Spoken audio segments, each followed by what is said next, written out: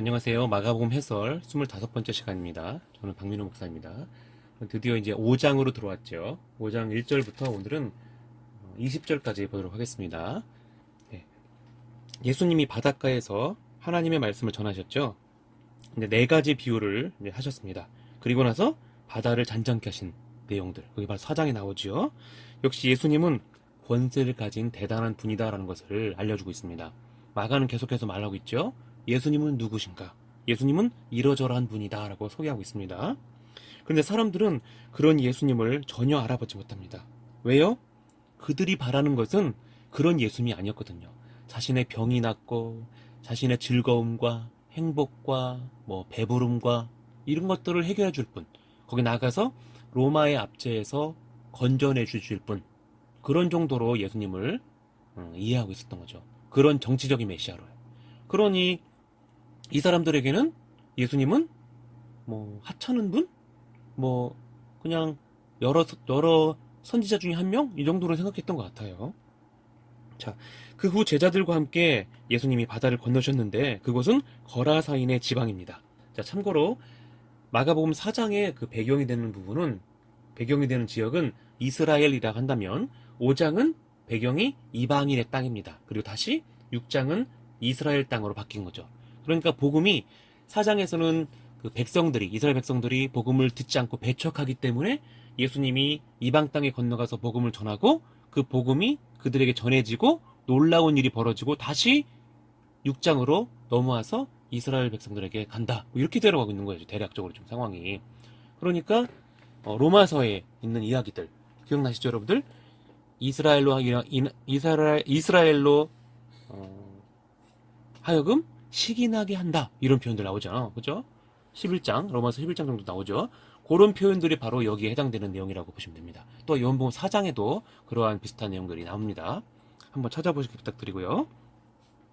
거라사라는 곳은요, 원래 이스라엘의 땅이었다고 그래요. 그런데 북이스라엘이 망하면서 잊혀진 땅으로 사람들의 머릿속에서는 그냥 이방 땅 정도로 이해하게 됩니다.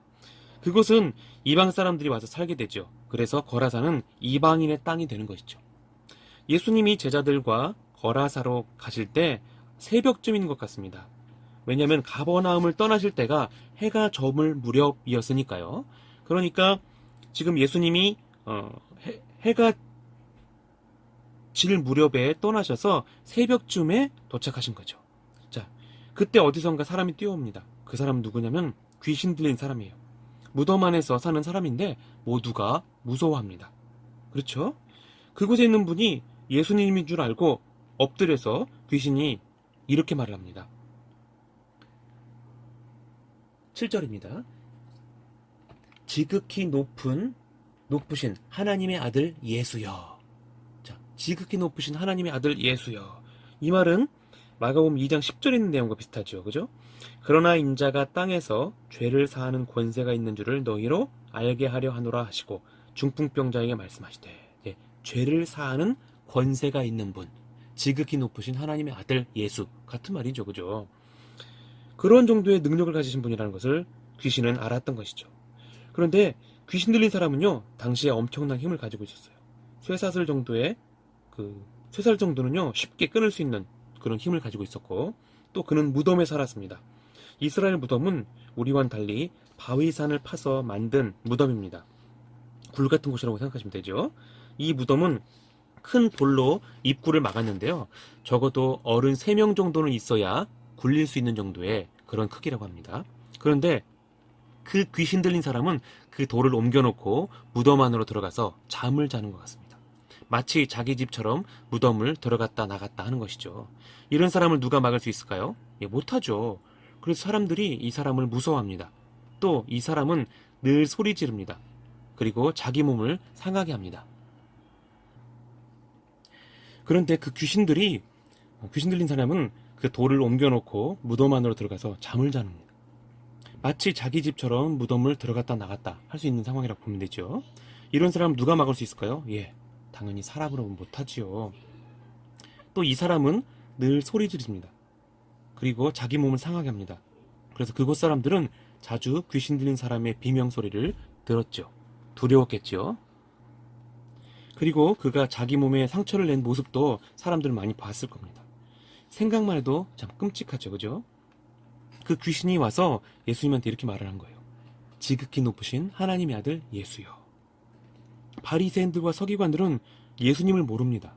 그런데 귀신은 알고 있죠. 예수님 묻습니다. 너의 이름이 무엇이냐? 그 귀신 들린 사람이 대답하기를 예, 저는 군대입니다. 자, 왜 군대라고 했을까요?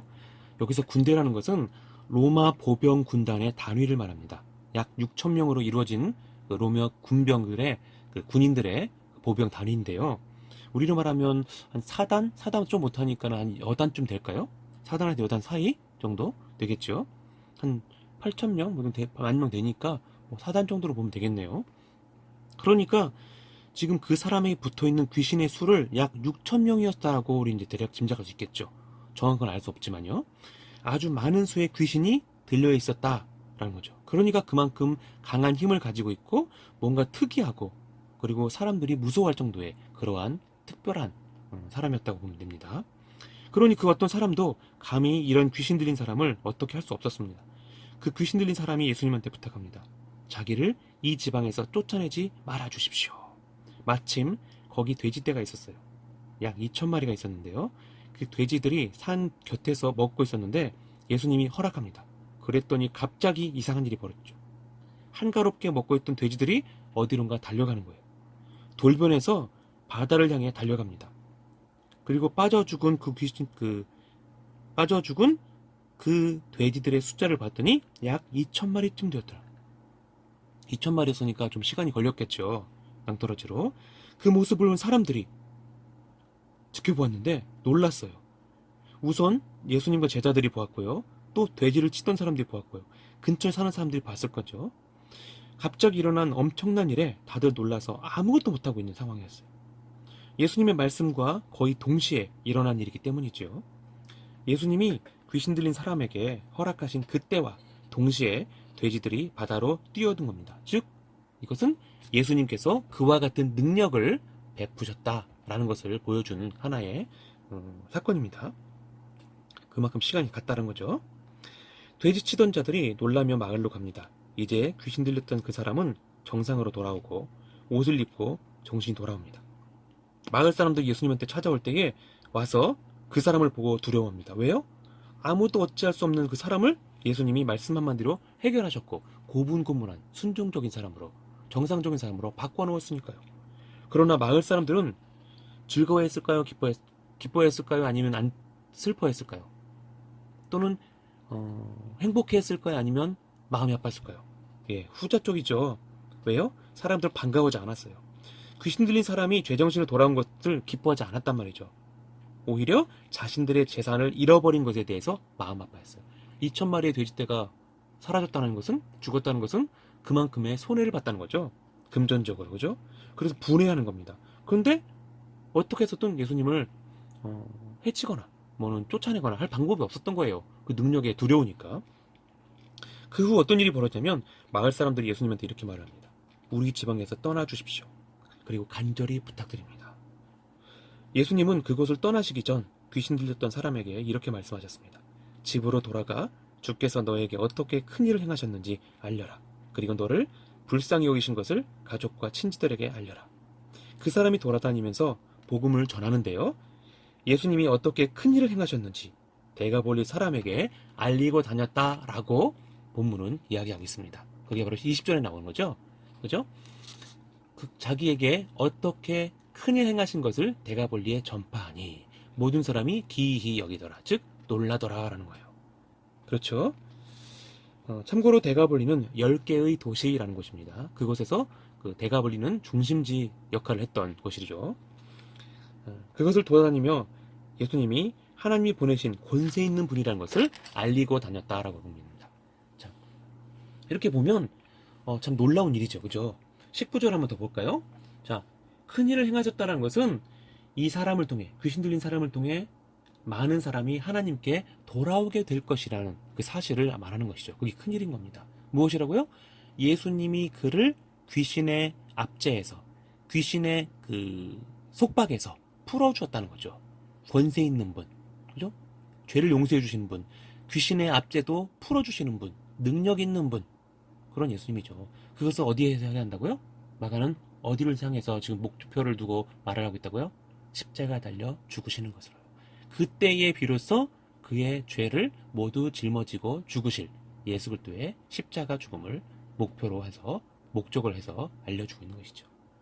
그러니까 이 사람들은 자기 돈에만 관심이 있어요. 사람이 그 귀신의 압제에서 속박에서 풀려난 것에는 관심이 없어요. 그저 자기 돈에만, 자기 명예만, 자기가 즐거워하고 행복하는 것에만 관심을 두고 있더라는 거죠. 참 놀랍죠, 그죠? 예수님은 이렇게 지극히 높으신 하나님의 아들이십니다. 권세 있는 분이시죠. 우리는 이걸 놓치면 안 됩니다. 계속해서 마가는 이 부분을 강조하고 있기 때문이죠. 자, 오늘은 여기까지 하겠습니다.